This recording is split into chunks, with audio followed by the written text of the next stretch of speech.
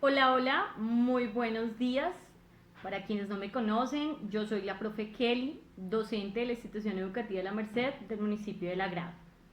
El día de hoy quiero hacer este video para dar algunas aclaraciones con respecto a mi área y con respecto a los trabajos que he designado para los grados novenos durante estos días de las clases virtuales. Primero que todo, espero que estén muy bien, que se encuentren en sus casas disfrutando de la compañía de sus hijos. Sabemos y entendemos que esta situación no es para nada fácil, para ninguno de nosotros es fácil, por el contrario, es bien difícil. No, ninguno de nosotros es profesional en hacer estos videos, por más que ustedes crean que es muy fácil. Sí, quizás nosotros los profesores tenemos práctica manejando grupos, manejando personas, pero realmente ya hacer un video y no sabemos a qué tantas personas van a llegar es bien complejo.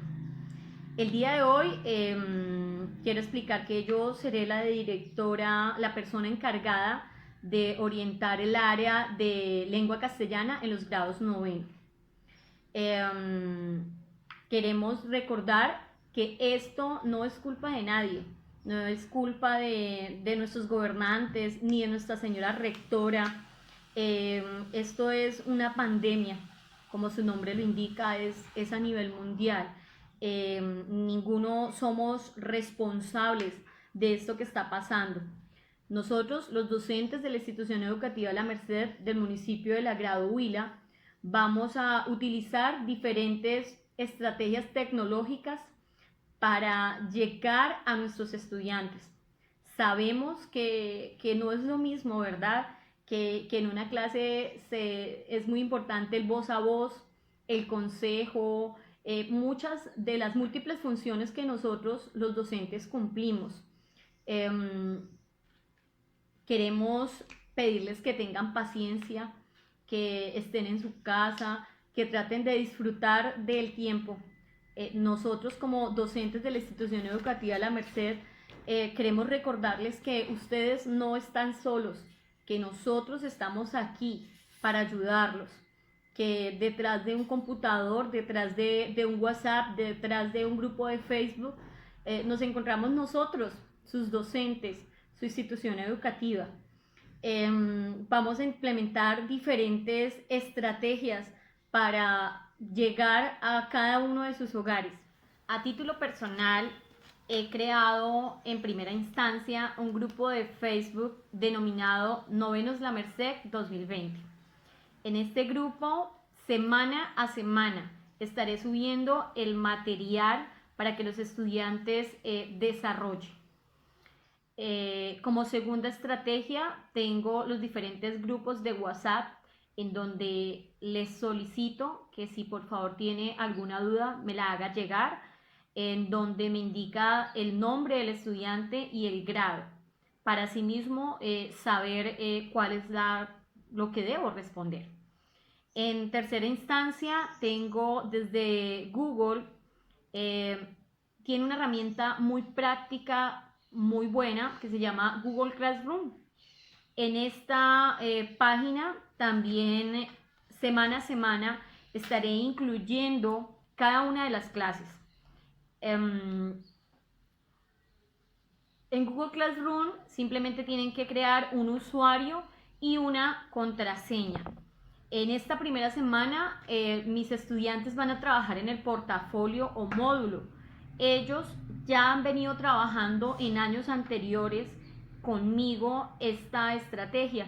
El módulo consiste en que el estudiante tiene un artículo y a ese artículo tendrá que desarrollar 8 pautas diferentes. En Google Classroom yo les envío el artículo. La idea es que ellos solucionen, bueno, o por WhatsApp, o por Google Classroom, o por donde ellos consideren que es más pertinente. Lo ideal es que el trabajo llegue de una o de otra manera. La tercera estrategia es que ellos lo hagan de forma física y me envíen las fotos por WhatsApp o por mi correo. Aquí en la parte de atrás está el grupo de Facebook denominado Novenos La Merced. Mi código para ingresar a la clase de Google Classroom, que es RS3FEMK, todo en minúscula. Desde ahí pueden ingresar a mi clase. Yo ahí estaré respondiendo inquietudes o sugerencias o, bueno, todas las dudas que los estudiantes tengan. Y si quieren, también me pueden enviar al correo laprofekelilorena@gmail.com los trabajos, las fotocopias, las fotos, lo que ellos consideren. Debemos recordar que nuestros estudiantes del campo van a tener la posibilidad de tener el material en físico, porque la institución educativa les va a entregar a cada uno un material. Entonces, esta semana y la próxima van a tener el tiempo para solucionar este taller. Estamos hablando del artículo número 2. En este artículo número 2 lo van a solucionar de la siguiente manera. Para el artículo número 2, denominado Recomendaciones sobre la prevención del coronavirus, es un artículo que tiene 8 páginas. Es importante recordar que fue lo primero que dije cuando empezamos nuestras clases. Los artículos del grado 9 deben de ser unos artículos mucho más extensos a los cuales ellos venían acostumbrados en el grado 7. La primera pauta, lo primero que debo recordar es que cada estudiante tiene un portafolio, que cada una de estas pautas no es nueva para ellos, las hemos trabajado una a una. Yo les expliqué cómo se debería hacer para solucionar estas pautas en el portafolio. La primera pauta es que, ellos se pueden guiar desde el artículo número 1, era signos de puntuación, el cual yo ya expliqué muy bien todos los 15 signos de puntuación, los principales y los auxiliares de estos signos de puntuación. Les expliqué por qué eran signos auxiliares y demás. Ellos ya lo tienen en su portafolio o módulo. La pauta número 1 dice que se debe leer el material y se debe subrayar. Entonces, van a leer este artículo denominado prevención sobre el coronavirus, algo así. Y dice, hay que subrayar en el mismo material, puede ser en físico o digital. Van a coger varios colores, ellos lo hacían en físico, ¿no? Con resaltadores. Aquí pues la tecnología no lo permite hacer más fácil. Van a subrayar una tablita de convenciones al final del artículo, ellos ya lo han hecho, ya lo saben hacer.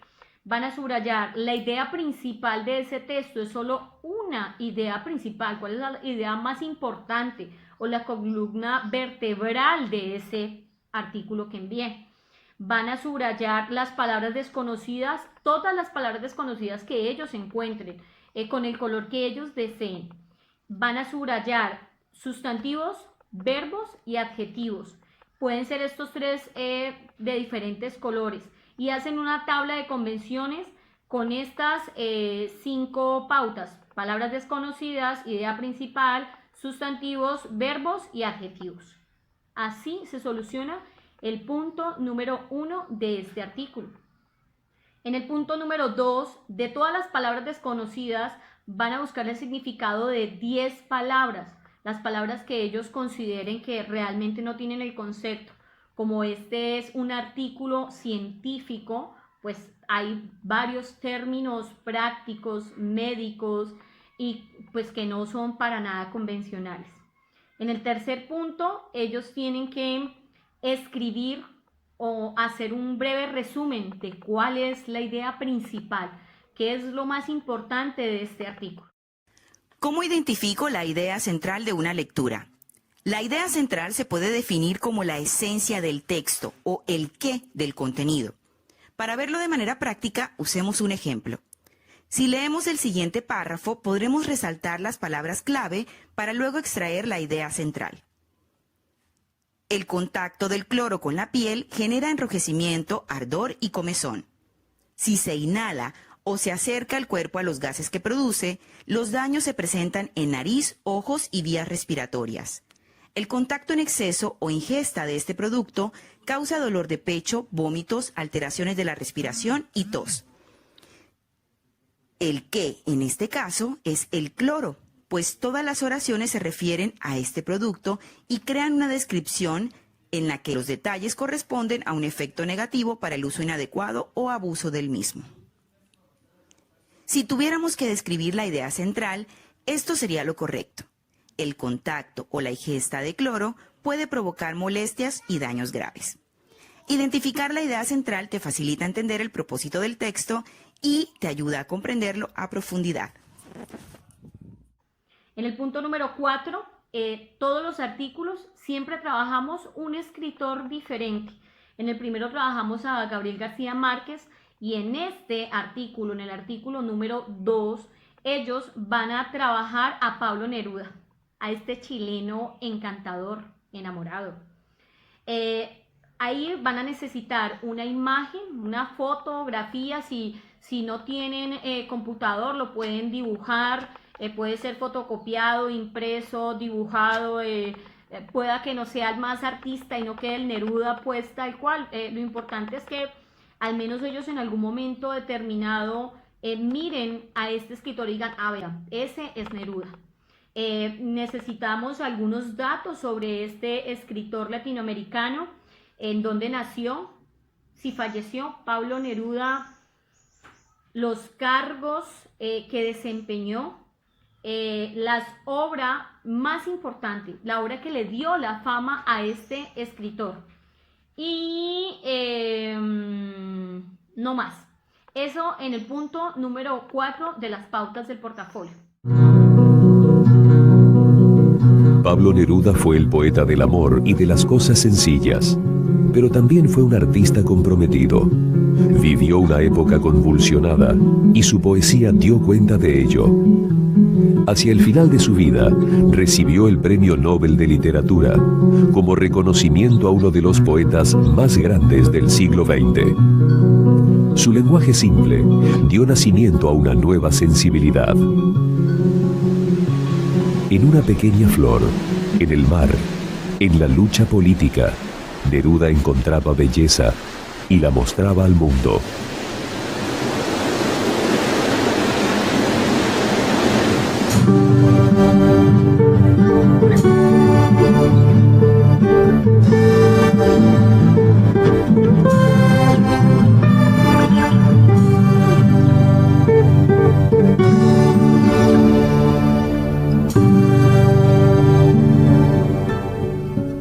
A principios del siglo XX, Parral era un pequeño pueblo situado al sur de Chile. Allí nació el 12 de julio de 1904 Ricardo Eliezer Neftalí Reyes Basualto. Con el tiempo, aquel niño adoptaría el nombre de Pablo Neruda y se convertiría en uno de los más grandes poetas del siglo XX. Al mes de su nacimiento murió su madre, Rosa Neftalí Basualto, enferma de tuberculosis. Y 2 años más tarde, su padre, José del Carmen Reyes, se trasladó al pueblo de Temuco, donde contrajo matrimonio con Trinidad Candia. Trinidad fue una verdadera madre para Pablo Neruda. En su poesía se refería a ella como la mamadre.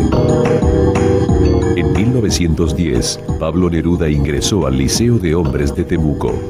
Era un chiquillo tímido, a quien le apasionaba coleccionar caracoles y leer las aventuras de Buffalo Bill y las crónicas de Julio Verne. Cuando todavía era un niño, escribió sus primeros poemas que nacieron naturalmente de su pluma. En un momento, siendo él muy niño, lleva un par de versos que le ha escrito su padre y luego de leerlo, despreocupadamente él se lo devuelve y le dice: ¿de dónde lo copiaste? A los 13 años, Neruda publicó su primer artículo titulado Entusiasmo y Perseverancia en el diario La Mañana de Temuco. A partir de entonces, sus poemas aparecieron en diferentes revistas del pueblo. Por esa época, tuvo un encuentro que lo afirmaría en el camino de la poesía. Casualmente ocurre que Gabriela Mistral había sido designada directora del Liceo de Niñas de Temuco, ¿no? Y Neruda, sabiendo su rango ya de gran poeta, Gabriela, la va a visitar un día y le lleva sus poemas. Con la timidez y con las reservas que tiene un joven que es por naturaleza tímido y que hasta el minuto no sabe qué dimensión y qué valor tiene su trabajo. Gabriela, como no podía dejar de ser, reconoce ahí al futuro poeta.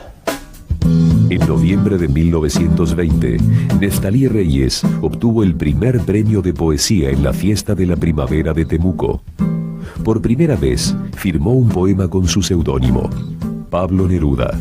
Sí, tendría 14 o 15 años cuando en una pequeña casa de madera del sur de Chile, azotada por el viento, por la lluvia austral, él decide que será poeta y que se llamará Pablo Neruda y no Ricardo Neftalí Reyes Basualto. Creo que el tema de los seudónimos de Neruda se da siempre por una temor a esta imposición paterna de ver que su hijo ejercía alguna actividad artística. Eso es así.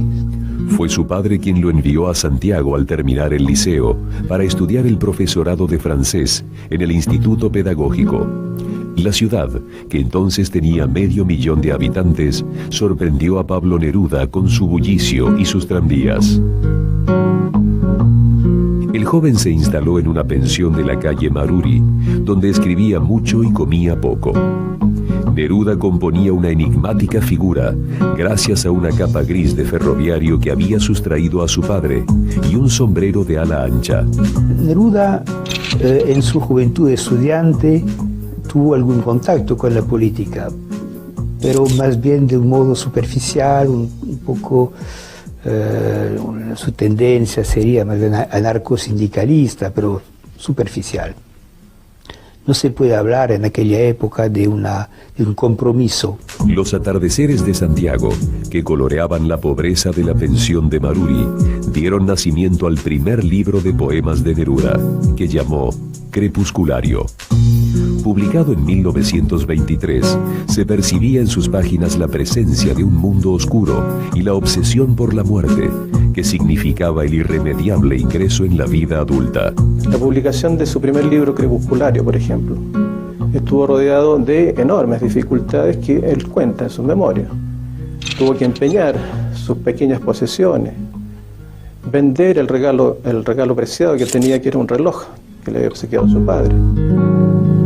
Yo no sé por qué estoy aquí, ni cuándo vine, ni por qué la luz roja del sol lo llena todo. Me basta con sentir frente a mi cuerpo triste la inmensidad de un cielo de luz teñido de oro, la inmensa rojedad de un sol que ya no existe, el inmenso cadáver de una tierra ya muerta. Él juega con palabras. El lenguaje que él conoce, que ha aprendido su lectura, le resulta insuficiente. Entonces ya no se refiere a los trigales, sino son trigaladas.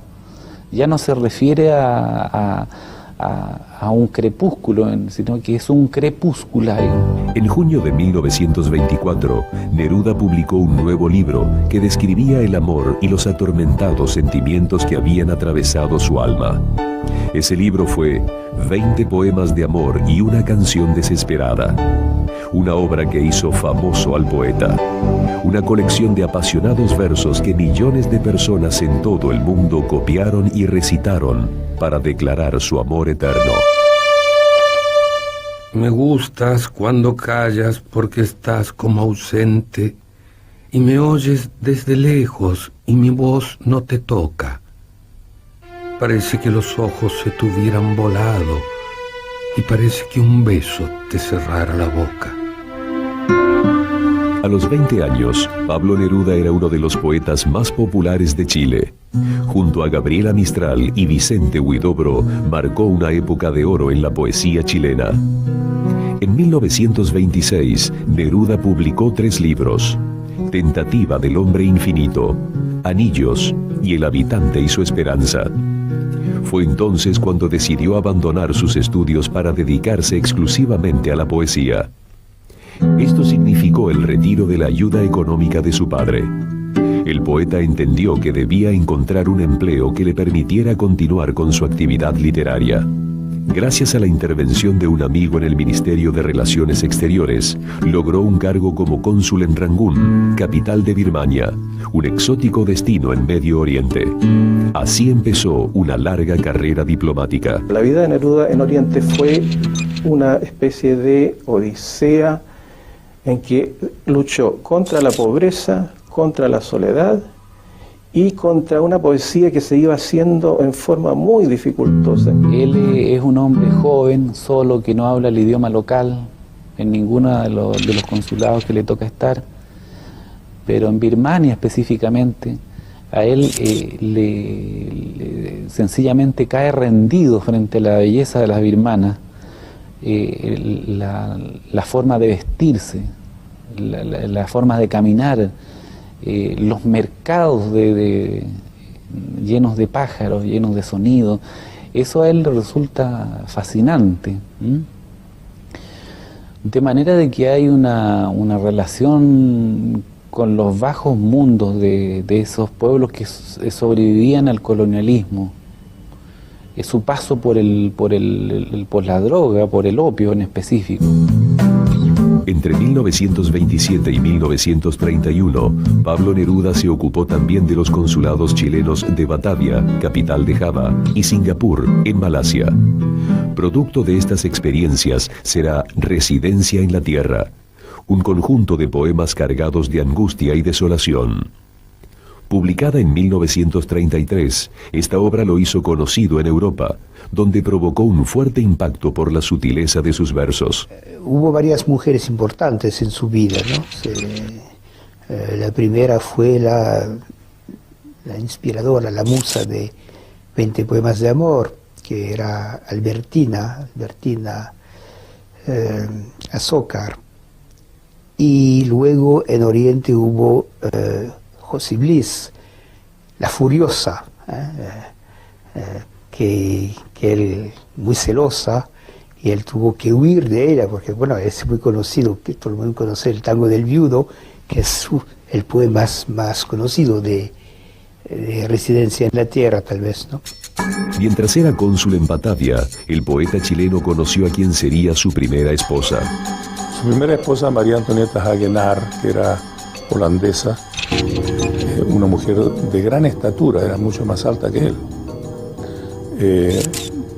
Se casó con ella en Indonesia, Batavia, como se llamaba en aquel tiempo, que era todavía colonia de Holanda. Y vivió con ella algún tiempo en Chile, tuvo una hija con ella, Malva Marina, que nació con un problema congénito de malformación, hidrocefalia, o sea, una gran hinchazón de la cabeza por exceso de líquido. Murió esta niña a los 7, 8 años de edad, pero antes de eso se había producido la separación entre Neruda y María Antonieta. A mediados de 1933, Pablo Neruda fue nombrado cónsul en Buenos Aires, la capital de Argentina. Fue allí donde se encontró por primera vez con Federico García Lorca. La maravilla es que en Buenos Aires no solo Neruda hace grandes amigos, muchos y grandes amigos, sino que llega, poco después de estar él ahí, llega Federico García Lorca. García Lorca llega para asistir al estreno sudamericano, latinoamericano de su obra Bodas de Sangre.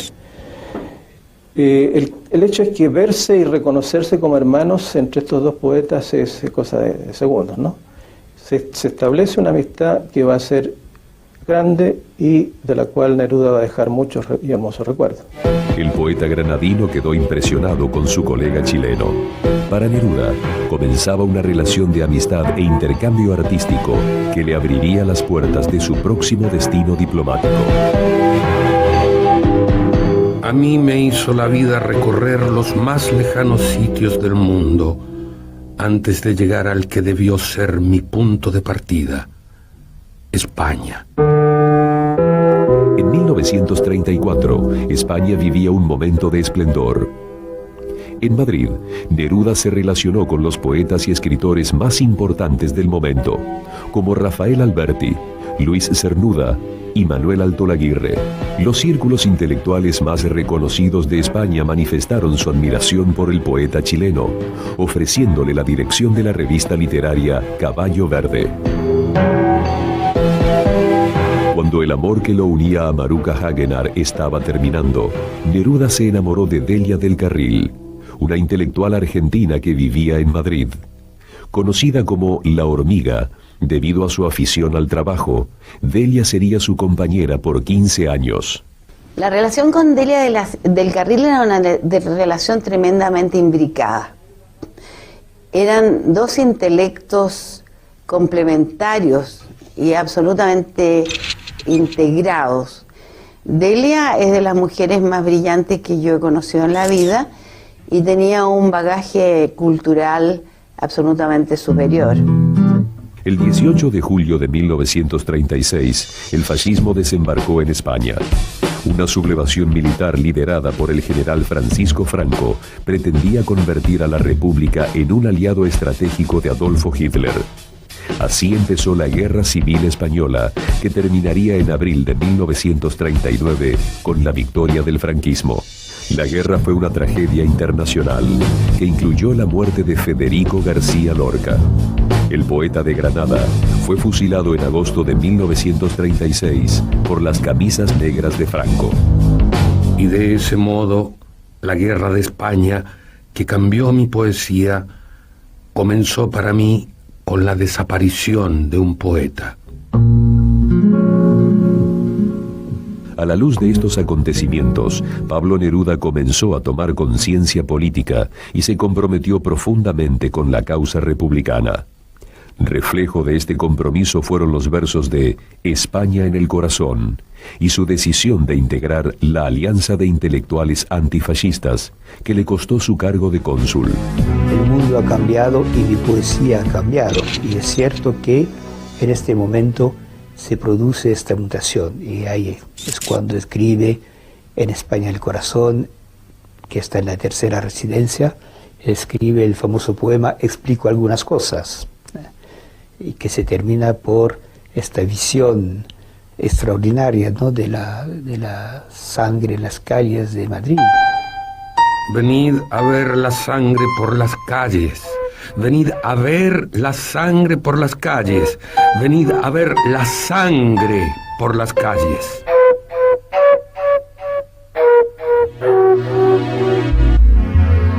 Como ya había ocurrido con muchos intelectuales de izquierda, Neruda se trasladó a París en compañía de su mujer, María Delia del Carril. El poeta chileno se instaló en un coqueto departamento de Quai de l'Horloge, frente al río Sena, que pertenecía al escritor español Rafael Alberti. Desde su ventana se veían dos íconos que reflejaban la literatura y la historia francesa, el Pont Neuf y la Conciergerie. Por las tardes, cuando el Sena brillaba con luz propia, Neruda y sus camaradas de exilio tomaban por asalto Montparnasse, recorriendo la Rotonde, Le Dôme o la Coupole, y proyectando campañas políticas a favor de la República Española. Después de la Guerra Civil, cuando ya se produce el quiebre de los ejércitos republicanos y la derrota, hacia Francia va un contingente pero impresionante de hombres, mujeres, niños, ancianos, huyendo de la represalia. Ya se sabía, en los territorios ocupados por Franco había habido una carnicería, una cosa muy terrible, represión y muerte y fusilamiento, de tal manera que la gente no huía por huir, huía en defensa de sus vidas, literalmente. Bueno, estas personas van a parar a campos de concentración en Francia. El gobierno francés no tiene otra manera de recibir esa cantidad inmensa de personas, sino en una forma muy precaria. Entonces, en 1939, Neruda diseñó su propio plan de ayuda, que fue respaldado por el presidente chileno Pedro Aguirre Cerda, en cuya campaña política había participado. El poeta chileno fue nombrado cónsul para la inmigración española. Mientras observaba desde su ventana que daba a Les Invalides partir los primeros contingentes de soldados hacia la Segunda Guerra Mundial, Neruda llevó a cabo su plan. embarcó a más de 2.000 españoles en el buque francés Winnipeg rumbo a Chile, donde encontraron refugio. Los barcos de pasajeros perseguían de volveos. Ahí estaba Neruda ya con Delia del Carril, anotando a los exilados, ¿no es cierto? Y ahí estuvimos pocos días, ¿ah? Y rápidamente ya llegó el barco ahí, y la gente, pero con mucha esperanza, ¿te fijas tú? Por eso alguien ha escrito algo sobre eso, que se llama, hay un reportaje sobre eso que se llama El Barco de la Esperanza, y esa es verdad. Entonces, ¿a dónde se partía? Sabíamos que era Chile, pero era comenzar una vida distinta, pero no sabíamos qué podía pasar. Pero cualquier cosa que podía pasar era 1000 veces mejor que el estar en Francia, que además teníamos mucha más visión los exilados españoles, mucho más que los propios franceses. En Europa, las tropas nazis avanzaban incontenibles, mientras el poeta chileno denunciaba el holocausto desde su consulado en México. Allí conoció a los pintores muralistas Diego Rivera y David Alfaro Siqueiros, con quienes serían amigos para siempre. En Chile, Neruda se recluyó en una casa que había comprado a 40 kilómetros del puerto de Valparaíso. Las rocas oscuras que salpicaban la playa sobre las aguas del Pacífico habían dado el nombre al lugar, Isla Negra. Allí pasaba largas horas escribiendo sus poemas, en compañía de sus extrañas colecciones personales. Isla Negra era su casa preferida. Ahí tenía todas sus colecciones más preciadas. Ahí tenía los mascarones de proa, la colección de botellas de diferentes formas, la colección de mapas antiguos, una colección de caracolas. Era un hombre alegre,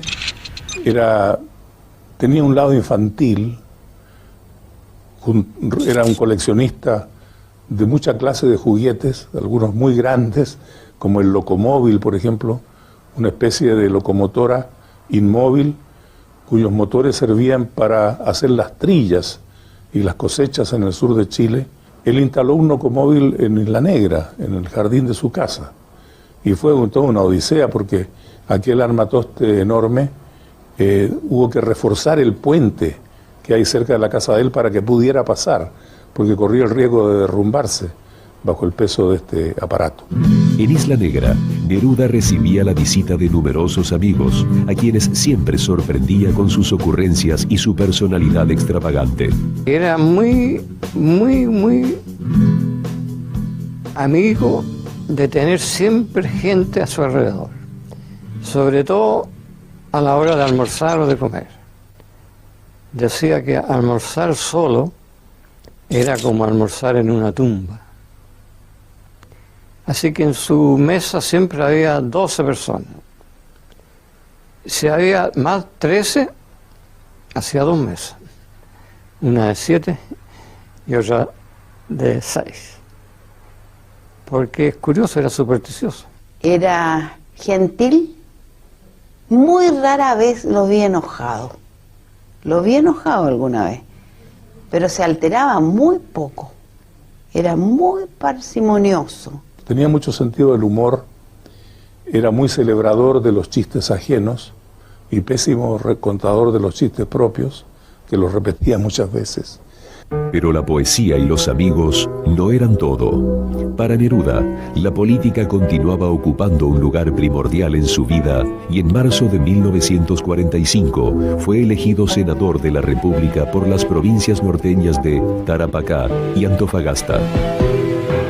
Mientras en Europa la Segunda Guerra Mundial concluía con la derrota de Adolf Hitler y el Tercer Reich, la adhesión de Neruda al comunismo provocó resquemor en ciertos círculos intelectuales de Chile.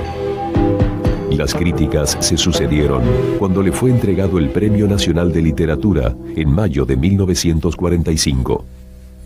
Es muy interesante que Neruda es elegido senador en las provincias mineras de Chile, del norte grande, sin ser militante de un partido, aunque lo llevaba el Partido Comunista. Él después ingresó a militar, La militante era su mujer, que era Delia del Carril.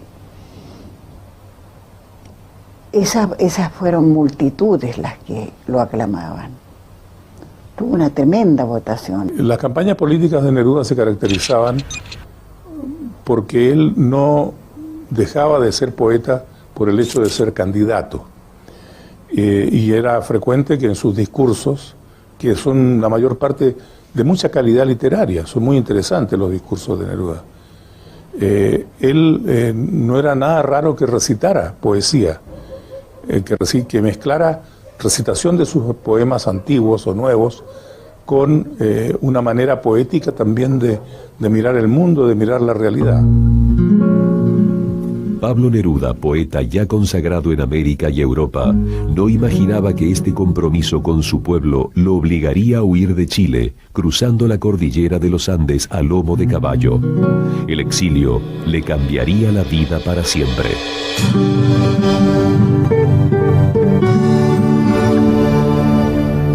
En el punto número 5, ellos van a tener que contar párrafos. ¿Cómo cuentan párrafos con esta nueva estrategia? Al final de cada párrafo me le ponen con otro colorcito como quieran, o si lo hacen en el portafolio también, porque ellos ya saben hacerlo.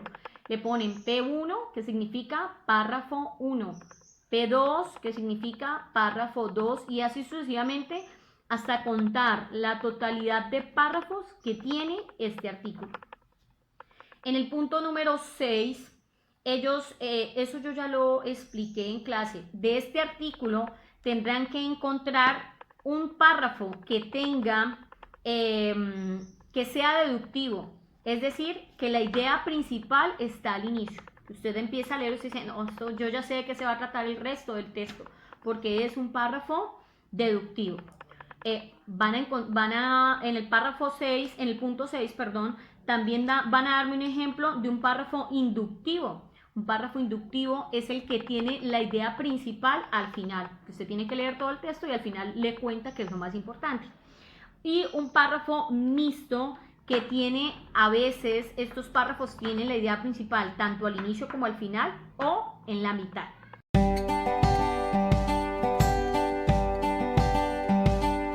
Hola muchachos, hoy estaremos trabajando un poco de lo que es los tipos de párrafos según su método, que debemos diferenciarlo muy bien de los tipos de párrafos según su función. Cuando nos preguntan por el método de un párrafo, tenemos que tener en cuenta que nos están preguntando por algo fundamental y es la ubicación de la idea central dentro de ese texto o dentro de ese párrafo. Tenemos entonces 3 tipos de párrafos según el método. El primero es el método deductivo, en el cual la idea central del texto se encuentra en la parte de arriba. Tenemos el párrafo inductivo, en el cual la idea central la encontramos al final del texto, y un tipo inductivo-deductivo, en el cual la idea central la encontramos en el centro del texto o del párrafo.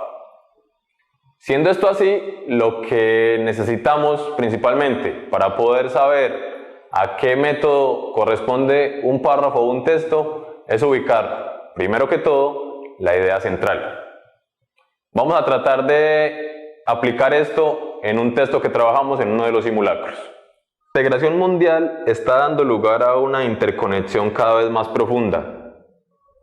En términos económicos, el espacio que separa a las personas y los países se está reduciendo a pasos agigantados en la medida en que el comercio, la tecnología y la inversión unen a todos los países en una red de interdependencia.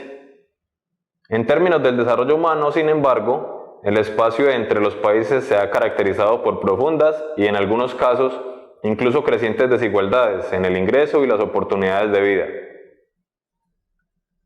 Una quinta parte de la humanidad vive en países donde a muchos no les preocupa gastar $2 al día en un café, y otra quinta parte de la humanidad sobrevive con menos de $1 al día en países donde los niños mueren por falta de un simple mosquitero. Bueno muchachos, en una de las preguntas de nuestro simulacro en la que aparecía este párrafo, nos preguntaban por el método que se usaba en él. Vamos entonces a tratar de resolverlo de acuerdo con lo que hemos hablado. Tenemos que ver que en nuestro párrafo hay 3 ideas. Una primera idea en la que nos hablan de interconexión mundial, una segunda en la que nos hablan de términos económicos y términos de desarrollo humano, y una tercera en la que nos están dando algunas cifras específicas. Tenemos que saber cuál es la idea central ahí para poder saber cuál es el método que emplear. Analicemos cada una de ellas y veamos quiénes dependen de quiénes.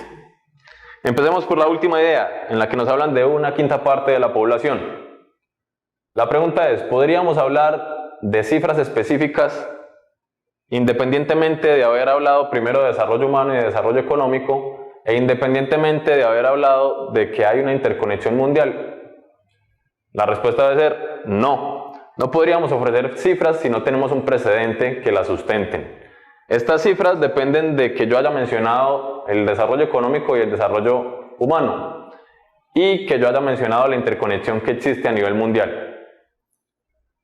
La segunda idea, la de económico humano, podríamos mencionarla independientemente de que hayamos dicho que hay una interconexión a nivel mundial. No, porque esto económico y esto humano nos está hablando precisamente de características que tiene esa interconexión mundial. Si no hubiéramos hablado de la interconexión mundial, no podríamos después empezar a hablar de desarrollo humano y desarrollo económico, porque entonces no tendría fundamento estas dos ideas. Por último, nos queda entonces que la idea principal del texto debe ser la interconexión a nivel mundial, la integración mundial. Siendo la idea esta, y estando al inicio del párrafo, la respuesta al punto que tenía el simulacro debe ser que el método utilizado en este párrafo es método deductivo. Muchas gracias.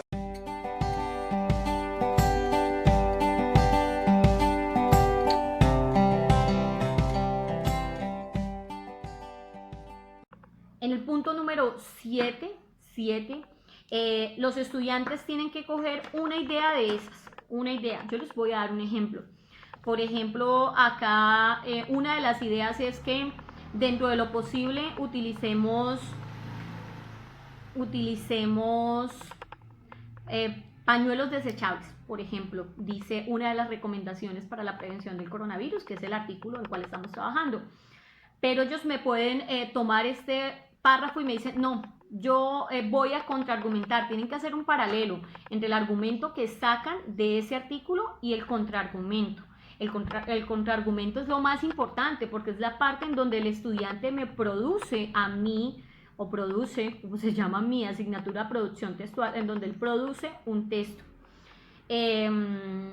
Ahí es donde él tiene que decirme por qué refuta, ¿sí? Entonces él me puede decir, estoy en contra de que empecemos a utilizar muchos pañuelos desechables porque contaminamos más el planeta, por ejemplo, o el argumento que ellos quieran o que ellos consideren.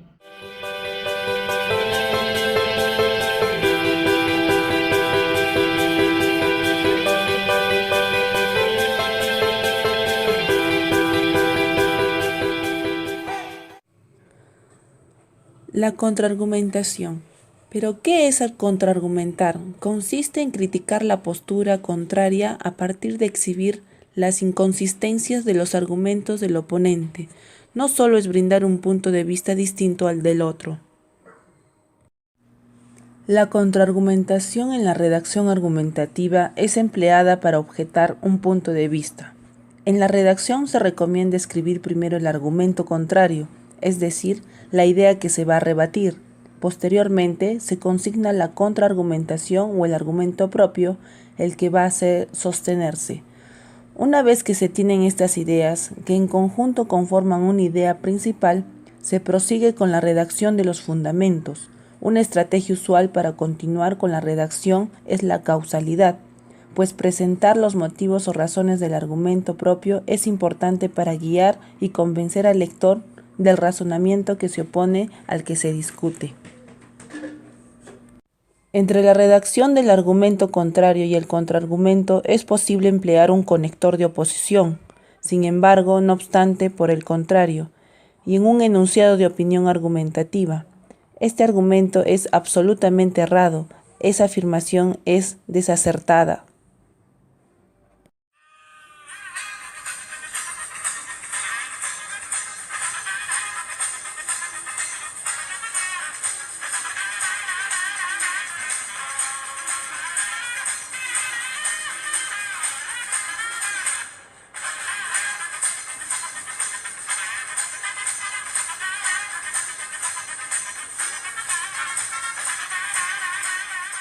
Y por último tenemos un mentefacto.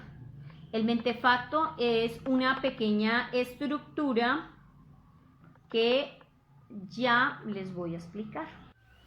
Ya en la octava pauta de nuestro portafolio, ellos hacen una estructura como esta, llamada el mentefacto. Lo primero que van a hacer es escribir el título, es el título del artículo, prevención del coronavirus. El concepto es qué es lo más importante de ese artículo.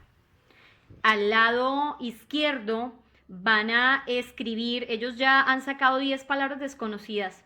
De esas van a escribir 3, como ellos ya tienen el concepto de estas palabras y además de sacar solamente 3, las van a colorear de diferentes colores, los colores que ellos deseen.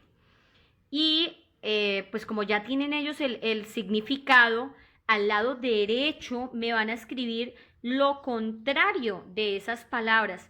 Es decir, si ellos acá, por ejemplo, aquí tienen la palabra coronavirus, ¿qué será lo contrario?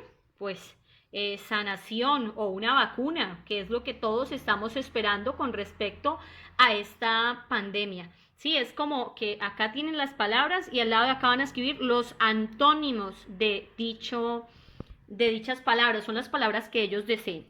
Y por último van a buscar, como ellos ya han sacado sustantivos, verbos y adjetivos, van a escribirme 3 ejemplos de cada caso, 3 ejemplos de sustantivos, 3 verbos y 3 adjetivos. Incorporaré a este video unos ejemplos de sustantivos, verbos y adjetivos, aunque yo ya expliqué qué eran los verbos, ¿verdad? ¿Qué son los sustantivos y qué son los adjetivos? Hola amiguitos, hoy conoceremos los verbos, adjetivos y sustantivos.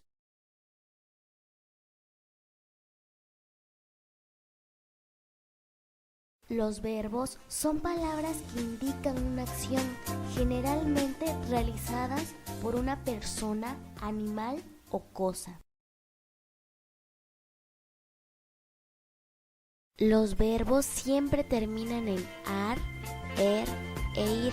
Por ejemplo, nadar, comer y reír.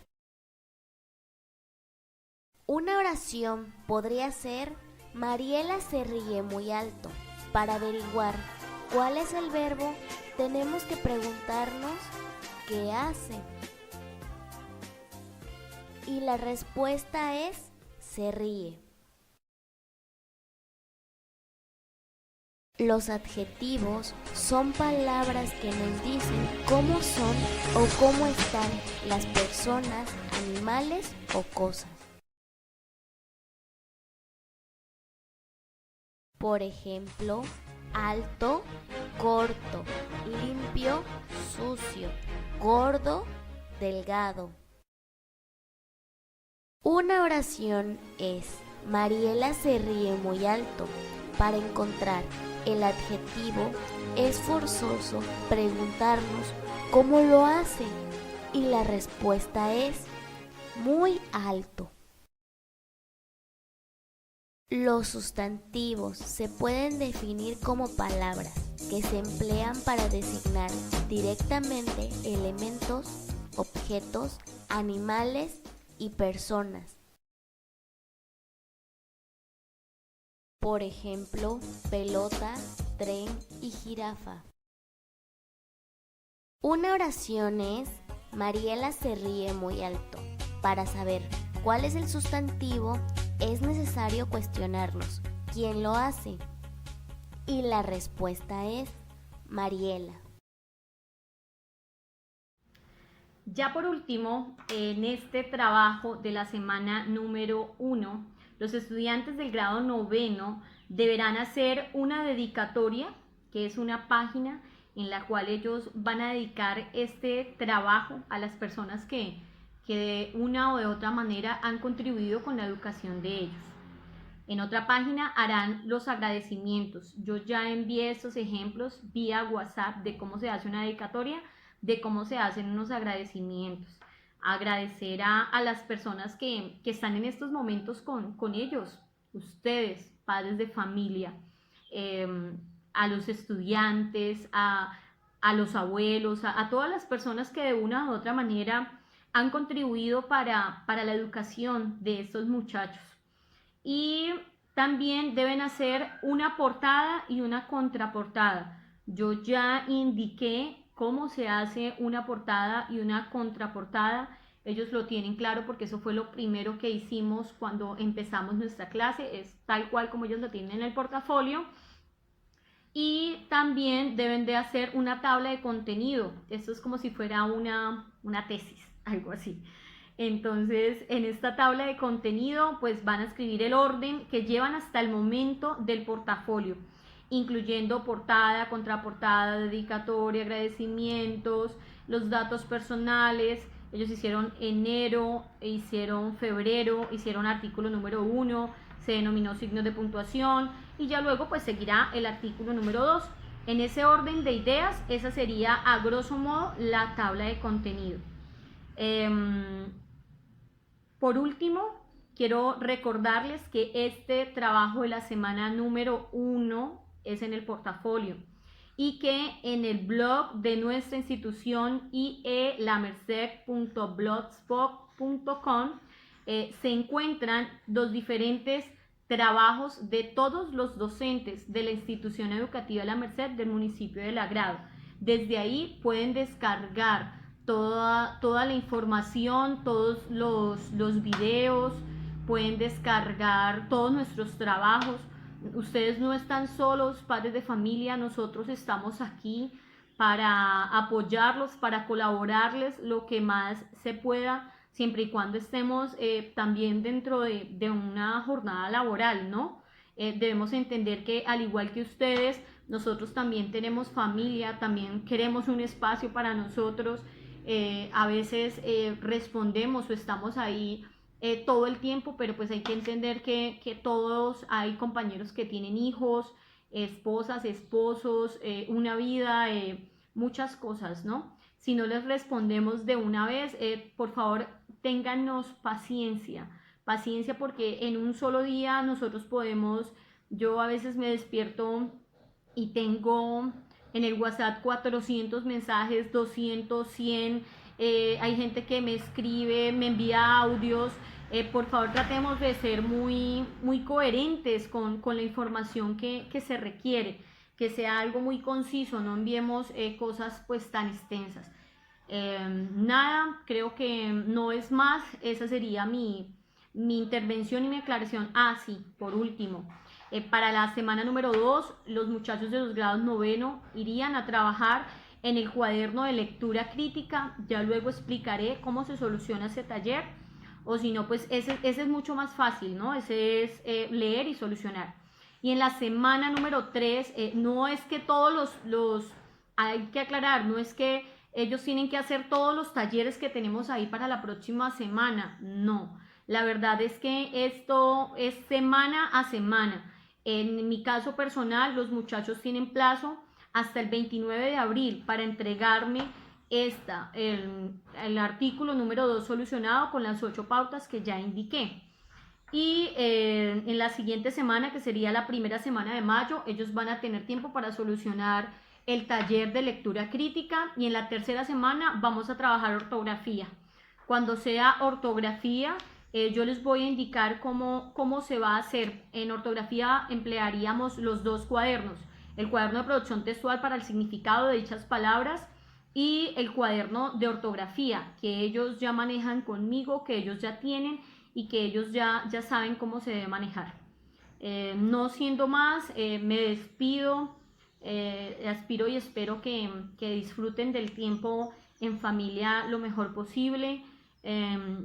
Recordarles que al igual que ustedes, nosotros también somos seres humanos, también nos equivocamos, no somos perfectos, nosotros también estamos tratando de adaptarnos a estos cambios que ninguno estábamos preparados, ¿verdad? Deseo que tengan una excelente resto de semana, o de tarde, o de día, o de noche, no sé a qué horas va a salir este video. Muchísimas gracias a la Alcaldía Municipal, gracias a el Canal 8 y por supuesto Muchísimas gracias a la institución educativa La Merced, familia a la cual yo pertenezco y de la cual me siento muy orgullosa. Muchas gracias. Con cariño, Kelly Lorena Sánchez Urriaco.